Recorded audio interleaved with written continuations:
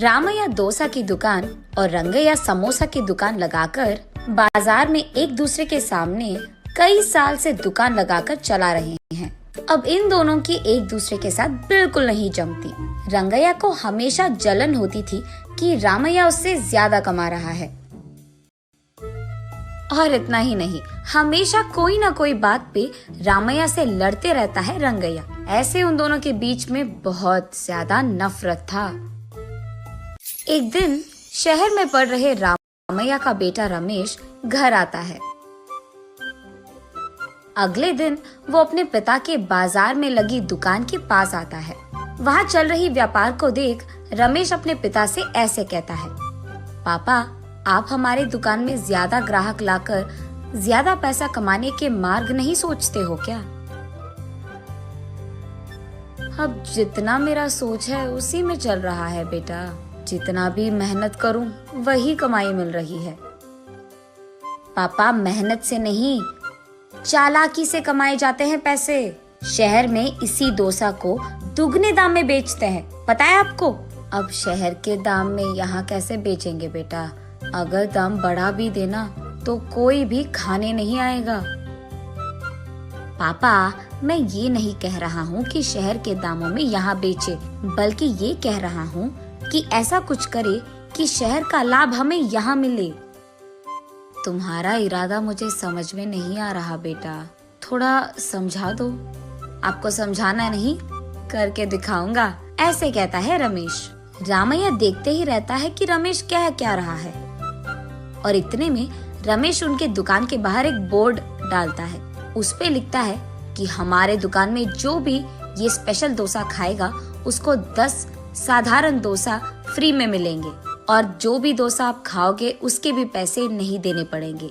पर अगर स्पेशल डोसा खा नहीं पाए तो 10 डोसा का पैसे देना होगा, ऐसे लिख देता है। बोर्ड पे जो लिखा उसने वही बाजार में जोर से चिल्लाकर सबको सुनाता है। ये सुनकर बहुत लोग खुशी के मारे उनके दुकान पहुंच जाते हैं स्पेशल डोसा खाने। स्पेशल डोसा खाने के लिए मैं तैयार हूँ, नहीं मैं तैयार हूँ, ऐसे सभी आपस में बहस करते हैं। तब रमेश उनके दुकान के बगल में एक बड़ा सा टेबल और चेयर लगाकर जो भी इस प्रतियोगिता में शामिल होना चाहते हैं उनको एक के बाद एक इस कुर्सी पे बैठना होगा, ऐसे कहता है। उसके बाद ठीक उस टेबल के जितना बड़ा डोसा वो बनाकर वहाँ लाता है और उस कुर्सी में बैठे आदमी के सामने पेश करता है। वहाँ मौजूद सारे लोग यही सोचते रहते हैं कि वो आदमी उस डोसा को खा पाएगा कि नहीं। आधा डोसा खाकर वो आदमी, मुझसे अब और नहीं होगा, ऐसे कहकर हार मानकर वो 10 डोसा के पैसे देकर वहाँ से चले जाता है। ऐसे ही एक के बाद एक स्पेशल डोसा खाने की कोशिश करके हार मानकर वहाँ से पैसे देकर चले जाते हैं। ये सब ठीक सामने से देख रहा रंगैया अपने आप में सोचने लगता है कि एक स्पेशल डोसा बनाने के लिए कितने पैसे लगते हैं। उसे पता था कि एक स्पेशल डोसा बनाने के लिए 3 डोसा लगते हैं, लेकिन बाकी 7 डोसा के पैसे तो लाभ में आ गए। तब उसे समझ आता है और कहता है, बाप रे, ये 3 डोसा बनाकर 7 डोसा का लाभ ले रहा है। बस रंगैया को जलन होती है। कुछ भी करके मुझे भी ऐसे ही पैसे कमाने होंगे, पर क्या करूँगा? ऐसे सोच कर, हाँ, मैं भी उसकी तरह समोसा का कोई प्रतियोगिता लगा दूंगा, ऐसे सोचकर अगले दिन रंगैया उसके समोसा के दुकान के बाहर ये लिखता है कि जो भी आदमी 20 समोसा खा पाएगा उसको 10 और मुफ्त में मिल जाएंगे। पर अगर 20 समोसा नहीं खा पाए तो 10 समोसा के पैसे देने पड़ जाएंगे। और यही बात चिल्ला कर बाजार में सबको बताता है। ये सुनकर बहुत सारे लोग रंगैया के दुकान आते हैं प्रतियोगिता में शामिल होने। जो लोग आते हैं उनमें से कई सारे आसानी से 20 समोसा खा लेते हैं और रंगैया के अनुसार ही वो 10 और मुफ्त में ले लेते हैं और वहाँ से चले जाते हैं। ये देख रंगैया को चक्कर आ जाता है।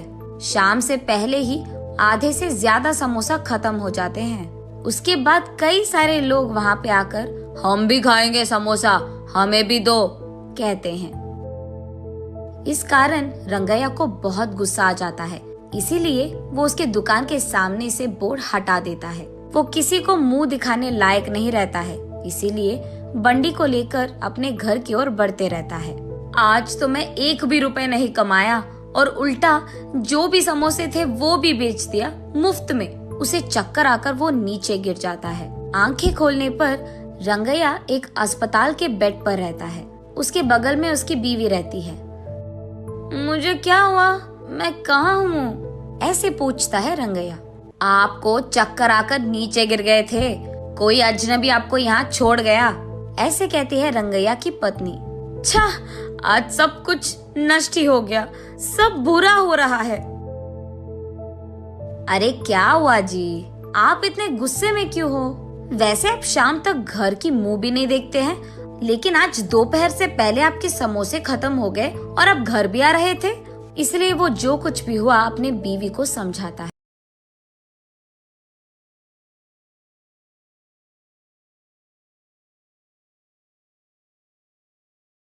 हाय भगवान, मेरा मूर्ख पति, आप बस ये सोच रहे थे कि कितने डोसे बेचने पर उनको कितना लाभ मिल रहा है, लेकिन आपने एक बार भी ये नहीं सोचा कि कितने समोसे बेचने में आपको कितना लाभ आएगा।